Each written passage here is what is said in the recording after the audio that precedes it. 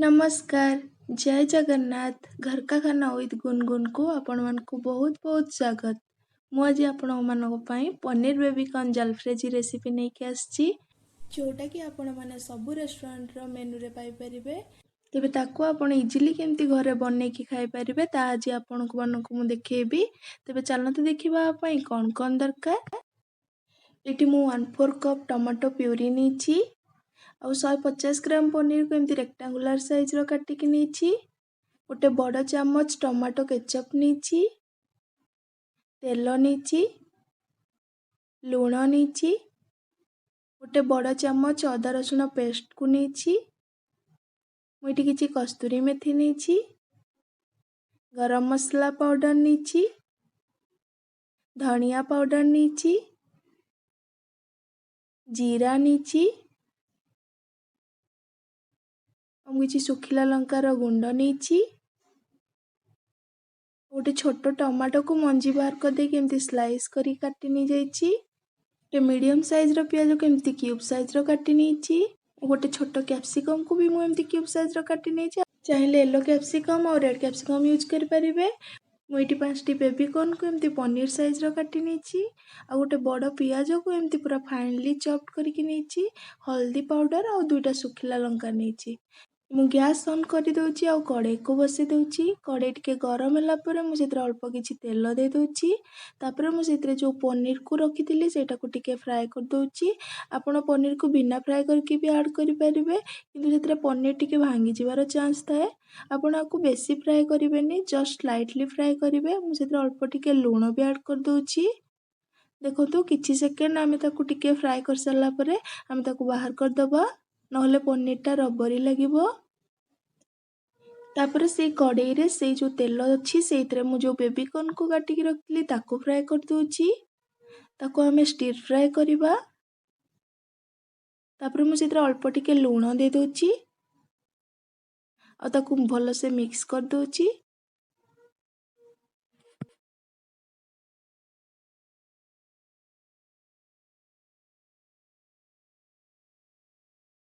ए time रे gas रो flame को हमें मीडियम रे ही रखिबा, जहा द्वारा आरो क्रंचीनेस रहइबो। तापरे मु सेत्र जो कैप्सिकम को क्यूब साइज रो काटिकी रखली सेटा ऐड कर दउछि।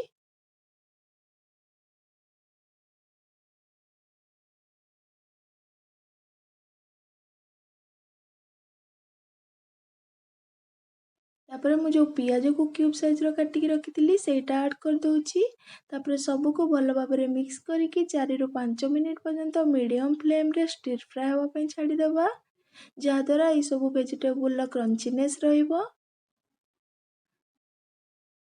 देखंतु एटा हमर हे गलानी। एबे हमें ताको प्लेट को बाहर कर दबा। एबे मु सेही कड़ाई रे आउ 1 रु 2 बड़ चामच तेल ऐड कर दउछि। तेल टिके गरम हे आसिले मु सेतरे गोटे छोट स्पून जीरा ऐड कर दउछि। तापरे मु जो चुनी चुनी काटिकी रखिथिली पियाज सेटा को ऐड कर दउछि।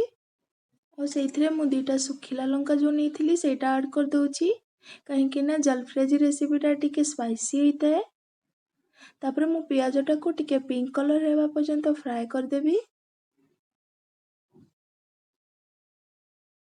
देखंतु पियाज हमर कलर चेंज हे आसलानी। एबे हमें सेइथरे जो अदा रसुण पेस्ट को बाटिकी रखिथिले सेइथरो गोटे बड़ चामच दे दबा।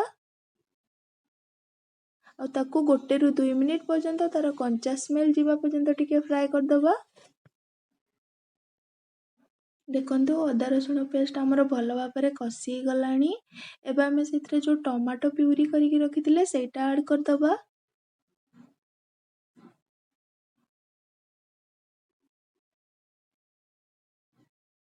तापरे हमें सब को भलो भाबरे मिक्स कर दबा।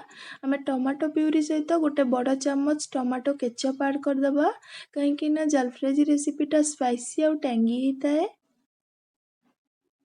तापरे मु सेइथरे गोटे छोट चामच रेड चिली पाउडर ऐड कर दउछि आ गोटे छोट चामच धनिया पाउडर ऐड कर दउछि। आधा छोट चामच हल्दी पाउडर ऐड कर दउछि आ लूण स्वाद अनुसार ऐड कर दउछि आ ताको सब को भलो भाबरे मिक्स कर दउछि। तापर आमे ताको एमती टिके मसलाटा कषिला पर्यंत कुक करवा। जदि आपण माने मो चैनल वीडियो को नुआ करी देखुछंती तेबे मो चैनल को सब्सक्राइब कर दियंतु और ता पाखरे तिबा बेल आइकन को प्रेस कर दियंतु जा द्वारा आपण मो चैनल रिलेटेड वीडियो फास्ट पाई परिबे। देखंतु मसला हमर भल से कषि आसलानी आ सितरो ऑयल भी सेपरेट हबा स्टार्ट हे गलानी। एबे मु जो स्टिर फ्राई करिकी बेबीकॉर्न कैप्सिकम और ओनियन रखली सेटा को ऐड कर दोची आ ताको भल भाबरे मिक्स कर दोची। ताको 3 ରୁ 4 मिनिट मीडियम हीट रे टिके कुक हवा पई दबा।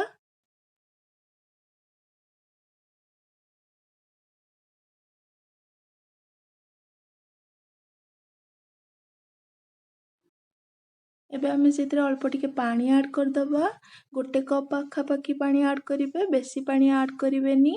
पानी दे साला परे ताको मीडियम हीट रे टिके बॉयल हवा पई छाड़ी देबे। देखंतु पानी हमरो बॉयल हे आसलानी।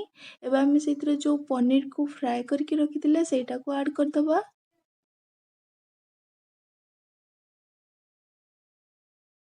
तापरे मु जो छोटो टमाटो को मंजी बाहर कर देकी स्लाइसेस करके काटिकी रखिथिली सेटा को ऐड कर दोची आ ताको भल भाबरे मिक्स कर दोची आ ताको हमें 5 ରୁ 6 मिनिट पर्यंत मीडियम हीट रे कुक हवा पई छाड़ी दबा और पानी को भी टिके ड्राई करिबा। एही टाइम रे मसला सब पनीर बेबीकॉर्न और अलगा सब वेजिटेबल सहित भल से कोट हेकी रहइबो। एबे मु सेतरे आधा छोटो चम्मच गरम मसला पाउडर ऐड कर दोची। अल्प किछि कस्तूरी मेथी को एमती क्रश करके ऐड कर दोची आ ताको भल भाबरे मिक्स कर दोची। एबे आमे आउ ताको 2 ରୁ 3 मिनिट पर्यंत कुक हवा पई छाड़ दबा जा द्वारा जलफ्रेजी रो परफेक्ट कंसिस्टेंसी पळे आसीबो। एबे हमर पनीर बेबीकॉर्न जलफ्रेजी रेडी हे जाईची। मु गैस रो फ्लेम को ऑफ कर दोची आ ताको गोटे प्लेट को बाहर कर दोची और तापर किछि धनिया पत्र को काटी के रखली सेतरे गार्निश कर दोची। आपण मन को मोर पनीर बेबीकॉर्न जलफ्रेजी रो रेसिपी जदि भल लागिला मो वीडियो को लाइक शेयर और सब्सक्राइब कर दियंतु। Thanks for watching.